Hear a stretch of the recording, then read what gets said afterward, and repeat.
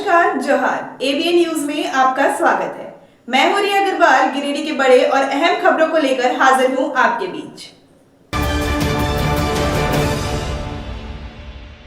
सोमवार देर रात कोलकाता से बिहार के लखीसराय जा रही एक मालवाहक पिकअप कोहरा की वजह से तालाब में जाकर पलट गई। यह घटना जमुआ इलाके में घटा है। तालाब में पानी की गहराई अधिक नहीं रहने के कारण बड़ा दुर्घटना टल गया। इस हादसे को लेकर पिकअप वैन के चालक राहुल प्रसाद ने बताया कि वे कोलकाता से फूलगोभी लेकर बिहार के लखीसराय जा रहे थे। रात में कोहरा अधिक रहने व एक अन्य वाहन से द्वारा चमका दिए जाने की वजह से पिकअप वैन का संतुलन बिगड़ गया, जिससे उसकी गाड़ी सड़क किनारे स्थित तालाब में पलट गई। हालांकि इस दौरान वह तालाब के पानी में कूदने में कामयाब रहा। इस वजह से उसकी जान बच गई। घटना के बाद पुलिस ने तालाब से वाहन को निकालकर जब्त कर लिया है।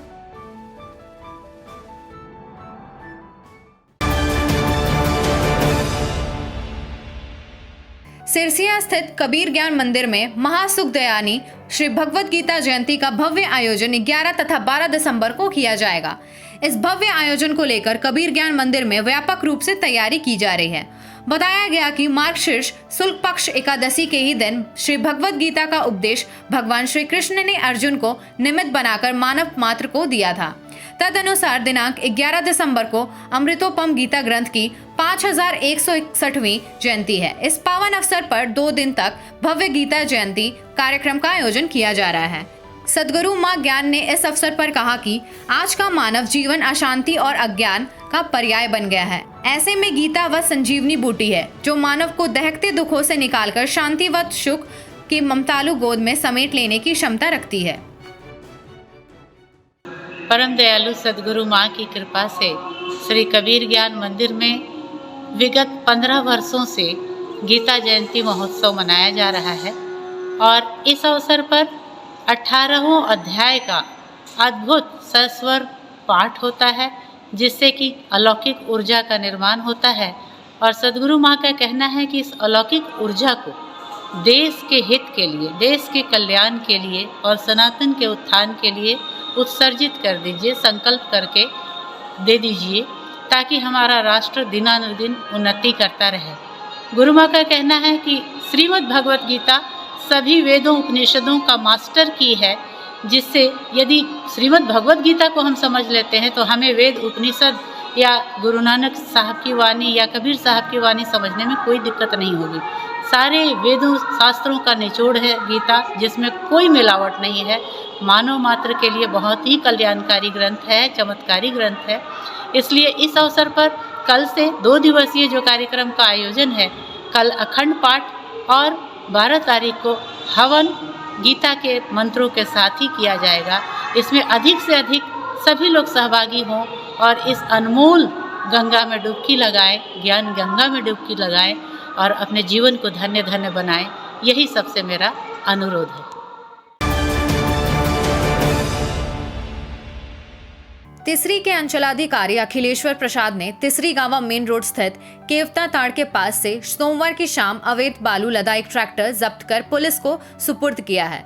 जब्त स्वराज ट्रैक्टर गांवा के चेरवा का बताया जा रहा है। बताया जाता है कि उक्त ट्रैक्टर गांवा के नदी से बालू लोडकर तिसरी की ओर आ रहा था। इसी दौरान अंचलाधिकारी ने उसे जब्त कर लिया। वहीं बीते शुक्रवार को भी तिसरी पुलिस ने भंडारी रोड से अवैध बालू लदे एक ट्रैक्टर को भी जब्त किया था।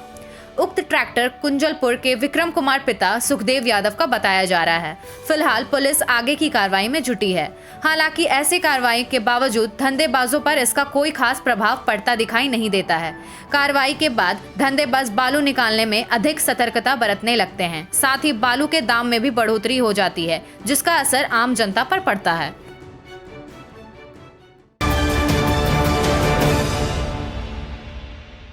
अंतर्राष्ट्रीय मानवाधिकार दिवस पर निशुल्क जांच शिविर हेतु अंतर्राष्ट्रीय मानवाधिकार एवं अपराध नियंत्रण संगठन द्वारा अजीडे स्थित मुकबधीर एवं नेत्रहीन विद्यालय में निशुल्क जांच शिविर का आयोजन किया गया, जिसमें मुख्य अतिथि के रूप में गिरिडीह के सिविल सर्जन SP मिश्रा उपस्थित रहे।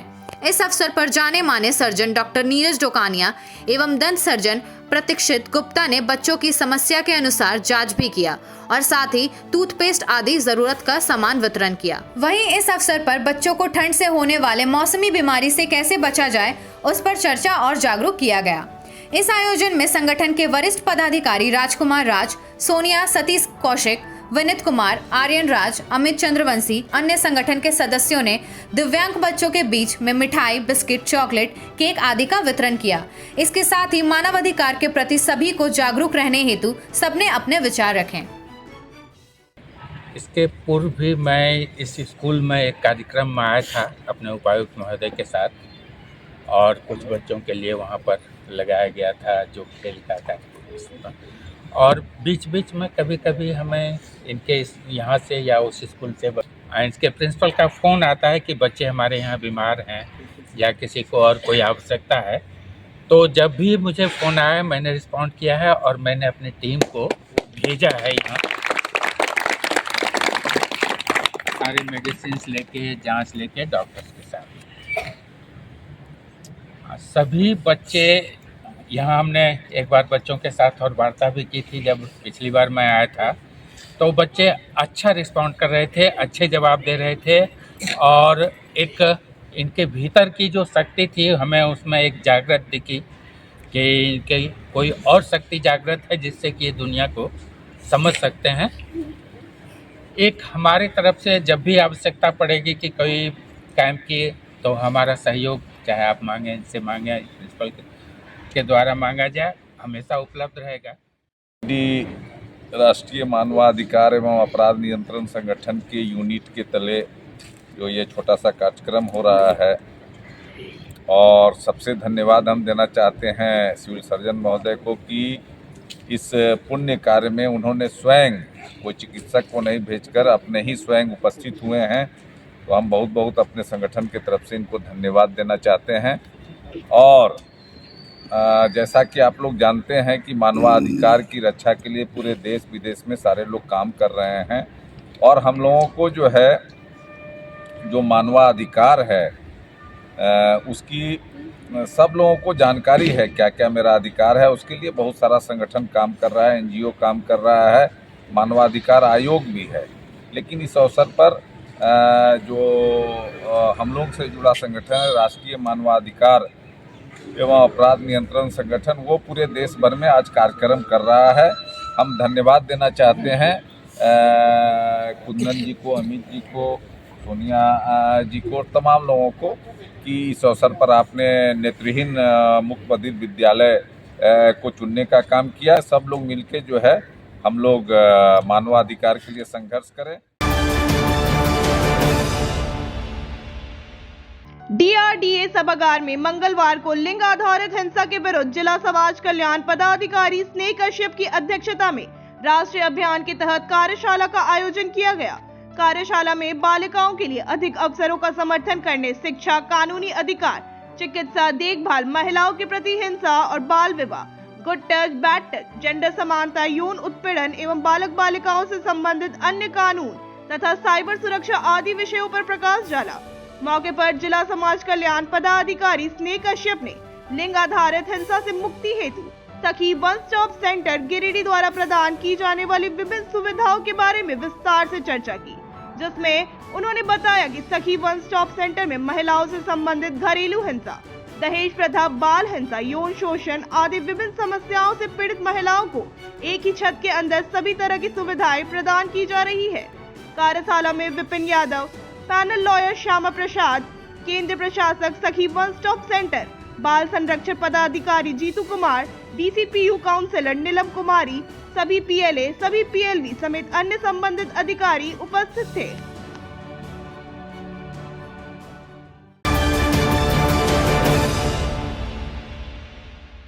CCL गिरिडीह एरिया के महाप्रबंधक कार्यालय के समक्ष कोल्डफील्ड मजदूर यूनियन ने एक दिवसीय धरना दिया।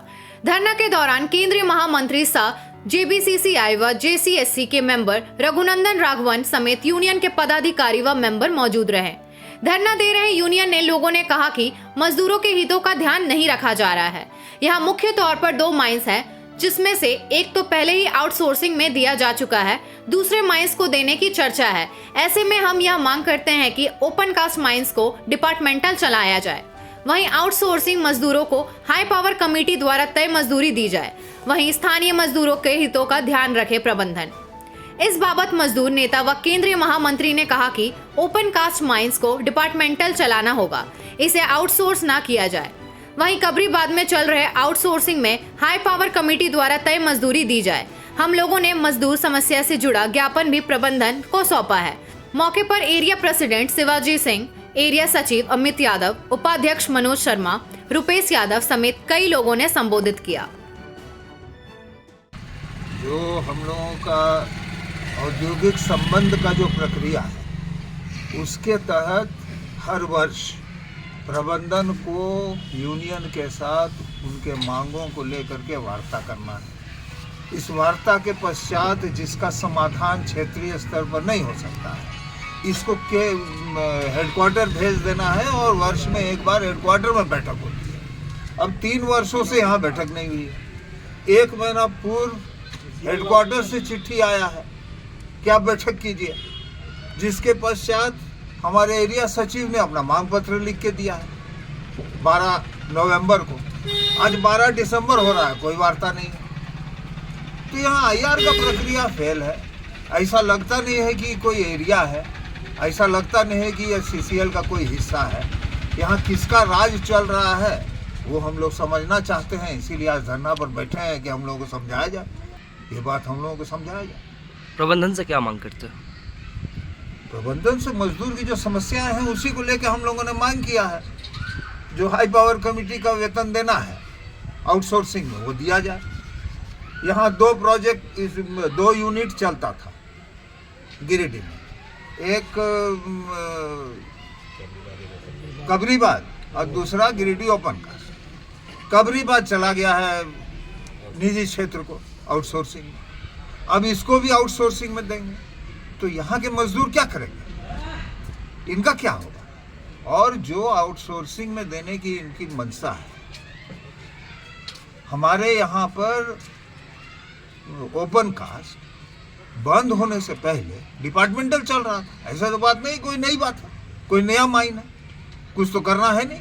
मशीन आपके पास था, अब आपका सीटीओ खत्म हो गया था, आपका काम बंद हो गया, आपके कारण बंद हो गया।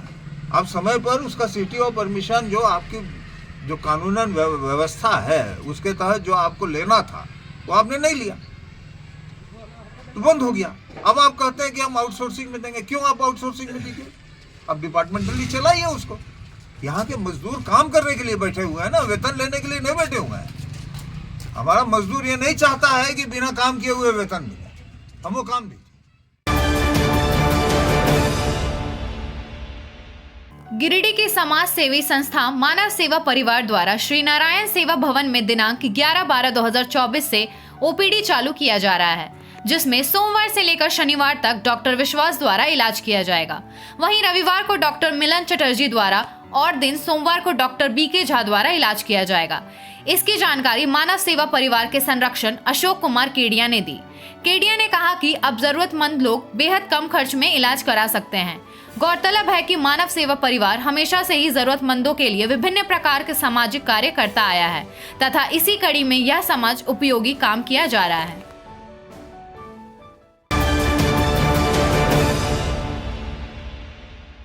राष्ट्रीय मानवाधिकार सेवा ट्रस्ट गिरिडीह के पदाधिकारियों द्वारा वृद्धा आश्रम में मंगलवार को फल और मिठाई का वितरण किया गया। अंतर्राष्ट्रीय मानवाधिकार दिवस के अवसर पर यह पहल किया गया। इस अवसर पर बुजुर्ग लोग खुश दिखे। ट्रस्ट के जिला अध्यक्ष इरफान अंसारी ने कहा कि आज विश्व मानवाधिकार दिवस है। 10 दिसंबर 1948 को संयुक्त राष्ट्र असेंबली द्वारा आज की तिथि निर्धारित की गई थी। इन्होंने सभी लोगों से जागरूक होने की अपील किया। इरफान अंसारी ने कहा कि आज एक एक मानव अपने अधिकार से वंचित है। आज हमारा हक अधिकार छीनने का काम शासन और प्रशासन कर रहे हैं। जब तक मानव जागरूक नहीं होगा तब तक अपना हक अधिकार से वंचित रहेगा। मौके पर गुलाम मुस्तफा, जिला अध्यक्ष इरफान अंसारी, जिला महासचिव मोहम्मद अफगान, महिला जिला महासचिव कोमल तन्वी, जिला उपाध्यक्ष सुरेश कुमार रवानी, नगर अध्यक्ष गुलाम मुस्तफा, महिला नगर अध्यक्ष मीना परवीन, नगर उपाध्यक्ष संजय इमाम, नगर उपाध्यक्ष मोहम्मद जुल्केनेर पप्पू, रेहाना अंजुम, पन्ना दास, मोहम्मद सतार, सबाना परवीन, रजिया खातून, टिंकू कुरैशी, मोहम्मद नवाब आदि उपस्थित थे। आज 10 दिसंबर 2024 विश्व मानव अधिकार दिवस के रूप में आज राष्ट्रीय मानव अधिकार सेवा ट्रस्ट गिरिडीह के सभी पदाधिकारियों के द्वारा गिरिडीह वृद्धा आश्रम में वृद्धा को फल और मिठाई देकर उसे सम्मानित कर दिया गया। साथ में हमारे तमाम नगर और जिला के पदाधिकारी इस कार्यक्रम में वृद्धा आश्रम आए। मैं सभी को विश्व मानव अधिकार दिवस में सभी को मैं देशवासियों को हार्दिक शुभकामनाएं देता हूं। साथ में ये कहना चाहता हूं कि अपना हक अधिकार के लिए लड़ना होगा, तभी आपको हक अधिकार मिलेगा। आज हमारे देश में, जिला में, प्रखंड में और नगर में हमारा हक अधिकार छीनने का काम शासन और प्रशासन कर रहे हैं। जब तक हमारा मानव जागरूक नहीं होगा तब तक उसे अपना हक अधिकार नहीं मिल पाएगा।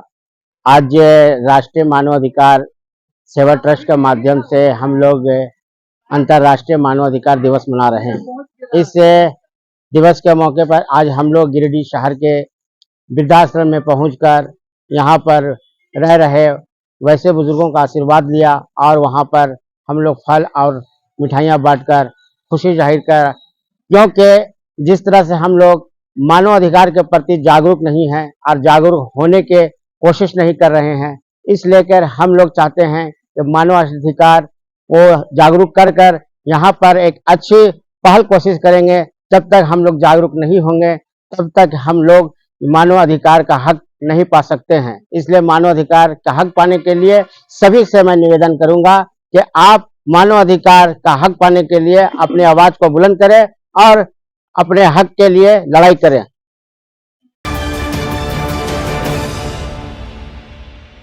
तीसरी थाना क्षेत्र के चंदोरी गांव निवासी प्रवासी मजदूर मनोज तुरी के शव घर पहुंचते ही परिजनों की चित्कार से माहौल गंभीर हो गई। बता दें, बीते शनिवार को आंध्र प्रदेश के तिरुपति के एक होटल में काम करने के दौरान करंट लगने से मौत हो गया था। चंदोरी के मुखिया प्रतिनिधि राजकुमार दयाल ने जहां झारखंड एकता युवा संघ माननीय धनवार के विधायक बाबूलाल मरांडी एवं बगोदर के पूर्व विधायक विनोद सिंह को बधाई देता हूं। इन्हीं लोगों के मदद से आज गरीब परिवार को उसका शव सकुशल मृतक के परिजन को मिला। इन्होंने कहा, मृतक मनोज तुरी मेरे घर के बगल में रहता है।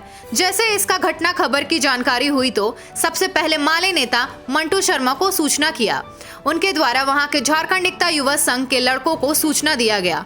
वे लोग वहां पहुंचकर पोस्टमार्टम कराया गया। फिर माननीय धनवार के बाबूलाल मरांडी से बातचीत हुई तो वह आश्वासन दिए हर संभव मदद करेंगे। बाबूलाल मरांडी वहां के प्रशासन और विधायक से बातचीत हुई। उसके वहां के स्थानीय नेता घटनास्थल पहुंचे। उसके बाद होटल के मालिक से बातचीत कर तत्काल 50,000 रुपए और एम्बुलेंस खर्च दिलाकर शव को उनके घर भेजा गया। मुखिया प्रतिनिधि राजकुमार दयाल ने कहा, होटल के मालिक ने आगे भी मदद करने का भरोसा दिया है। अभी होटल में मौत होने के कारण होटल के मालिक के ऊपर प्राथमिकी दर्ज कर लिया गया है। बीते 7 तारीख को हमारे मनोज कुमार तुरी नाम का लड़का है जो कि हमारे पड़ोसी हैं और इनका जो है 7 तारीख को सुबह 8 बजे होटल में करंट लगने से मृत्यु हो गई थी और मृत्यु होने के पश्चात हमको खबर मिली, जिस कारण से हम पहले मंटू शर्मा जो भंडारी के हैं उनको खबर किए कि इस तरह बात है भैया, आप थोड़ा सा मदद किए। तो उन्होंने अपने द्वारा वहाँ के झारखंड एकता युवा संघ के जो लड़के हैं उनको खबर किए। खबर करने के बाद में उन्होंने पूरा वहाँ पर जो जाकर झारखंड एकता युवा संघ के जितने लड़के हैं वो जाकर इस बॉडी को पहले अपने हाथ में लिए और हाथ में लेने के बाद वहाँ पर चला कि भाई 2 स्टेटों का मामला है, बॉडी का कैसे वहाँ पर जाएगा अपने गांव में। तो फिर विनोद सिंह जी से बात की जो कि बगोदर के पूर्व विधायक हैं विनोद सिंह जी, उनसे बात किए। उसके बाद में फिर बाबूलाल मरांडी जी से बात किए। बाबूलाल मरांडी जी जो है हम लोग को पूरी तरह से आश्वस्त किए कि जितना भी जो प्रकार से लगेगा हम वहाँ पर जो है वहाँ के मुख्यमंत्री हो या फिर वहाँ के उनके एमएलए हो उनके द्वारा बात किया गया। बात करने के बाद वहाँ के जो स्थानीय नेता हैं वहाँ पहुँचे और पहुँचने के बाद में फिर झारखंडी एकता युवा संघ के जो लड़के हैं उनको मदद करने का काम किए। बॉडी को जो है पोस्टमार्टम करवाए। पोस्टमार्टम करवाने के बाद में 50,000 नकदी की बात और एम्बुलेंस का जो खर्चा है उनके मालकिन द्वारा दिया गया और उसके पश्चात फिर उन पर केस किया गया है और उन्होंने बोला है कि जो भी होगा हम उनको भरपूर सहयोग करेंगे। बाबूलाल जी के द्वारा भी बात कही गई है कि जो भी हमारे द्वारा बन पाएगा वो हम उनको उनके परिवार को पूरी तरीके से मदद करेंगे। और हमारे जो विनोद सिंह जी भी है उनके द्वारा भी बोला गया कि हमारे द्वारा जो भी मदद करने का होगा हम करेंगे। इसलिए मैं तमाम हमारे पूर्व विधायक विनोद सिंह जी एवं हमारे पूर्व सीएम बाबूलाल मरांडी जी और वर्तमान विधायक राजधरवार के बाबूलाल मरांडी जी को बहुत बहुत धन्यवाद करते हैं। आज के अंक में बस इतना ही। कल फिर मिलेंगे अगले अंक में कुछ ताजा तरीन खबरों के साथ। एबीएन न्यूज की पूरी टीम को दीजिए इजाजत। धन्यवाद।